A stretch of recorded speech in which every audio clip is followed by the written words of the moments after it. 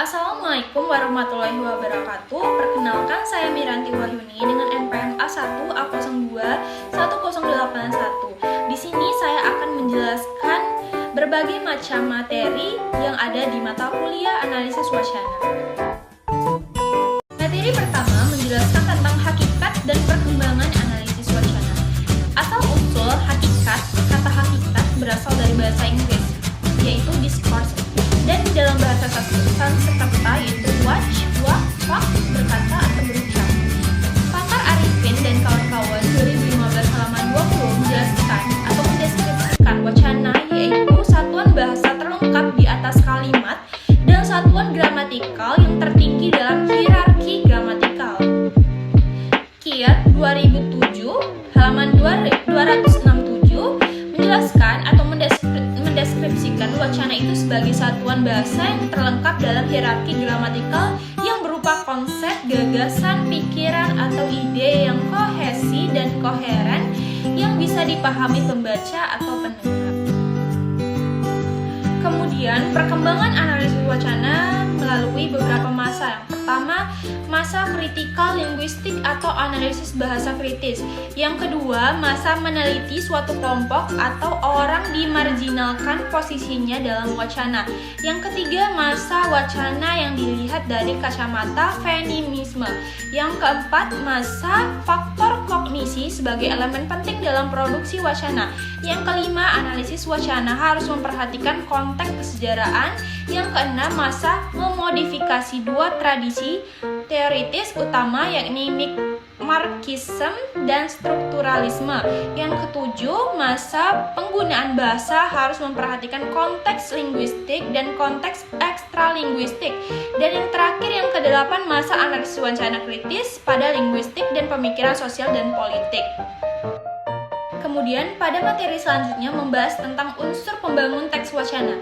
Wacana memiliki dua unsur pendukung utama, yaitu unsur dalam atau internal dan unsur luar atau eksternal.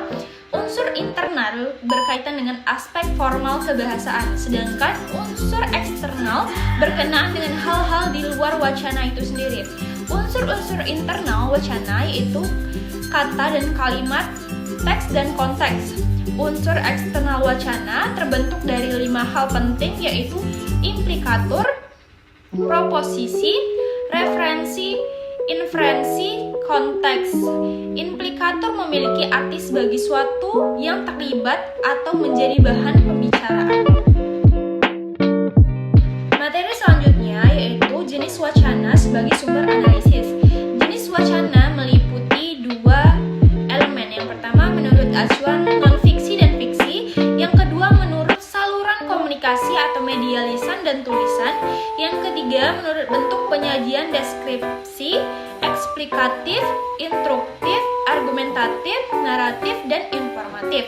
Yang keempat menurut fungsi bahasa referensial, fatik atau menjamin komunikasi dan kontak psikologis. Selanjutnya ekspresif atau perasaan, konatif atau ajakan atau panggilan.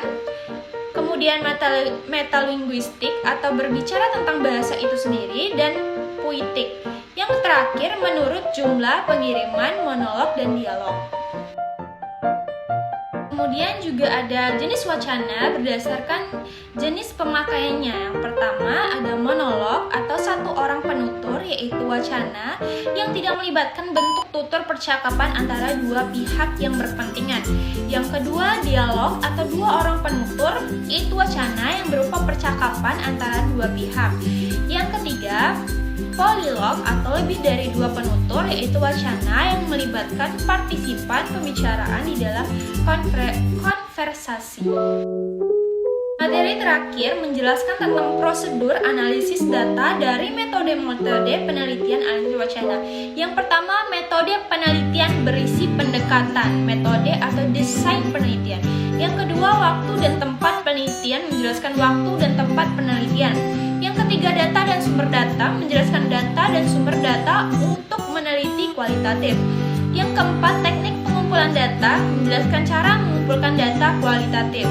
Yang kelima, teknik atau prosedur analisis data, menjelaskan langkah-langkah menganalisis data yang diperoleh dari dari pengumpulan data. Sesuaikan langkah-langkah tersebut dengan desain penelitian yang digunakan. Yang keenam, uji kebahasaan data. Jelaskan tingkat keterpercayaan data yang diperoleh.